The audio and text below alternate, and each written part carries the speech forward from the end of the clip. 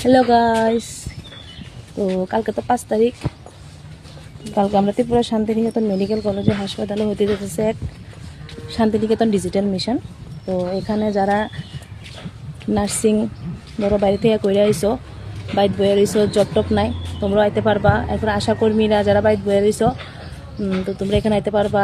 যারা ধরো health related কাজের সঙ্গে যুক্ত আছো, তোমরা সবাই এখানে অংশগ্রহণ করতে পারবা। তো এখানে আইতে হইলে প্রথমত আমরা যে গুগল ফর্মটা ফিল আপ করতে লাগবো তোমরা, তারপরে তোমরা এখানে আইতে পারবা। তো সেখানে আয়োজিত হইব হচ্ছে সকাল 10টার থেকে বিকাল 4টা পর্যন্ত। এখানে বিশেষ আয়োজনটা থাকবো।